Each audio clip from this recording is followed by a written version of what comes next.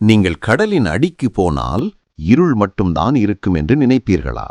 ஆனா ஆயிரக்கணக்கான ஆண்டுகளாக மனிதர்களை குழப்பிக் கொண்டிருக்கும் ஒரு உயிர் அங்கே இருக்கலாம் என்று நம்பப்படுகிறது.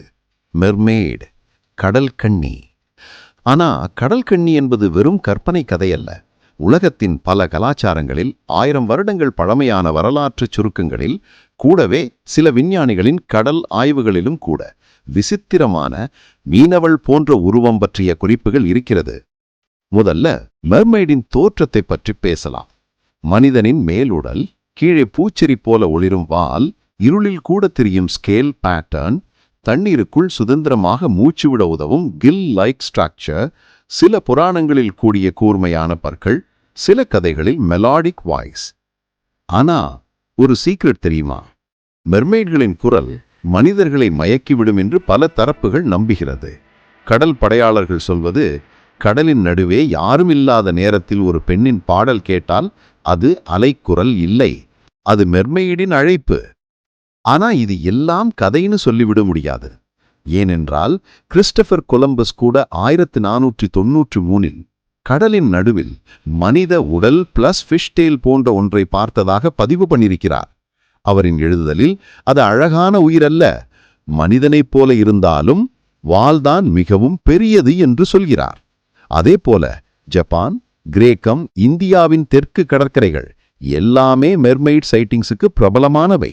இந்தியாவின் ஃபிஷர் ஃபோக் கதைகளில் மீனவ அம்மன் என்று அழைக்கப்படும் ஒரு உயிர் பெரிய அலைகள் வரும் முன் தோன்றும், ஃபிஷர்மென்னை காப்பாற்றும் என்று நம்பப்படுகிறது. ஆனா விஞ்ஞானிகள் கூட எதை மறுக்க முடியலன்னா, கடலின் 80% பற்றி இன்னும் நமக்கு தெரியாது. அப்படியாக இருக்கும்போது மெர்மெய்ட் போன்ற ஸ்பீசிஸ் இருக்காதென்று 100% சொல்ல முடியுமா? இப்போ ஒரு சுவாரஸ்யமான சயின்டிஃபிக் கம்பேரிசன். சில டீப் சி மேமல்ஸான டூகாங்ஸ், மேனட்டீஸ் தொலைவில் பார்த்தா மனித வடிவம் போல தோன்றும். கடலின் அலை, ஒளி, தூரம் அனைத்தும் சேர்ந்து உருவத்தை டிஸ்டார்ட் பண்றது. இதனால தான் பழைய கடற்படையாளர்கள் மெர்மெய்ட் பார்த்ததாக நம்பியிருக்கலாம். ஆனா இதோ ஒரு ட்விஸ்ட். பல மனத்தீவுகள், ஆப்பிரிக்கா, ஆர்டிக் கடல்களின் ஆராய்ச்சியாளர்கள் அண்டர் வாட்டர் கேவ்ஸ்ல கண்டுபிடிச்ச ஓவியங்களில் மனிதன் பிளஸ் மீன்வால் உள்ள ஒரு உருவம் வரைவாகி இருக்கிறது. அது 5000 முதல் 8000 ஆண்டுகள் பழமையானது. அப்போ அந்த காலத்துல யாரும் மூவி மேக்கிங் டெக்னாலஜி இல்ல. அப்போ எப்படி அந்த உருவத்தை கற்பனை பண்ணினாங்க? சிலர் சொல்வது, அந்த காலத்துல மனிதர்களுக்கும் கடல் உயிர்களுக்கும் தொடர்பு இருந்திருக்கலாம், அல்லது நம்ம எவல்யூஷன்ல ஒரு பிரான்ச் கடலுக்குள் தொடர்ந்திருக்கலாம். இப்ப இன்னொரு இன்ட்ரெஸ்டிங் ஆங்கிள். மெர்மெய்ட்ஸ் நீண்ட நேரம் தண்ணீருக்குள் எப்படி உயிரோடு இருப்பாங்க? புராணங்களில் சொல்லப்படுவது, dolphin level intelligence, 200 metres depth வரை டைவ் செய்யும் திறன், வேல்ஸ் போல ஈக்குவல் லொகேஷன், ஷார்க்கை போல நைட் விஷன். ஆனா மெர்மெய்ட் மித்ஸ்ல முக்கியமான ஒன்று, அவங்க சர்ஃபஸுக்கு வரமாட்டாங்க, அங்கு மனிதன் இருப்பதை உணர்ந்தால் உடனே மறைந்து விடுவாங்க. ஆனா கியூட் ஸ்டோரிஸ்லயும் இருக்குது. சில நாடுகள்ல மெர்மெய்ட் என்றால் நல்ல உயிர். அவங்க புயல் வரப்போறத முன்கூட்டியே ஃபிஷர்மேனுக்கு சிக்னல் கொடுப்பது போல நம்பிக்கை. அடுத்து மிக ஷாக் தரக்கூடிய டிஸ்கவரி ஒன்று. 2012இல் சில டீப் சீ சொனார் ரெக்கார்டிங்ஸில் மனித குரலுக்கு ஒத்த சிக்னல் பேட்டர்ன்ஸ் கண்டுபிடிக்கப்பட்டது. அதை மெர்மெய்ட் சவுண்ட் என்று சொல்ல முடியாது, ஆனா அன்ஐடென்டிஃபைடு அக்வாட்டிக் வாய்ஸ். இதை சயின்டிஸ்ட் பயோடக் சவுண்ட்ஸ்னு பெயரிட்டாங்க. இது டால்ஃபினா, வேலா இன்னும் தெரியாது. ஆனா இது மெர்மெய்ட் தியரிக்கு ஃபியூல் தந்தது. மெர்மெய்ட்கள் இருந்தா அவங்க எங்க வாழ்வாங்க? 1. Mariana trench edges. 2. Underwater cave systems. 3. Light இல்லாத மெசோபலேஜிட் ஜோன். அந்த இடங்கள் மனிதர்களுக்கே செல்ல முடியாத ஆழம்.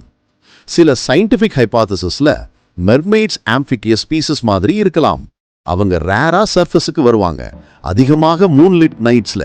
ஏன்னா மூன் கிராவிட்டி டைட்ஸை கண்ட்ரோல் பண்ணும். டைட்ஸ் காம் என்கிற இரவுகளில் பல சைட்டிங்ஸ் ரிப்போர்ட் ஆகிறது. மெர்மெய்ட் டிஎஸ் பற்றி கூட பல கதைகள் இருக்கு. அது கிறிஸ்டலா மாறும், அதுக்கு ஹீலிங் பவர்ஸ் இருக்கும்.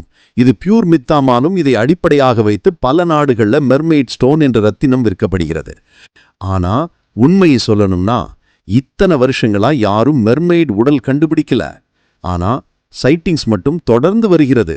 கரிபியன் கடல், ஜப்பான் ஓகினாவா, இலங்கை ஆழக்கடல், கொங்கன் கரை, இங்கெல்லாம் ஃபிஷர்மேன் ஸ்டோரிஸ் இன்று வரை நிறைய இருக்கிறேன். கடல் என்பது நமக்கு தெரியாத ஒரு உலகம். அங்கே இன்னும் கண்டுபிடிக்காத ஆயிரக்கணக்கான ஸ்பீசிஸ் இருக்கு. நமக்கு தெரியாத உயிர்கள் இருக்க முடியும். மெர்மெய்ட்கள் அவற்றில் ஒன்றாக இருக்கலாம். மெர்மெய்ட் உண்மையா பொய்யா? இதுவரை யாருக்கும் தெரியாது. ஆனா ஒரு விஷயம் மட்டும் நிச்சயம். இந்த மர்ம உயிர் மனிதர்களின் கற்பனைகளையும் அறிவியலையும் சம அளவுக்கு சவாலில் ஆக்கியிருக்கிறது.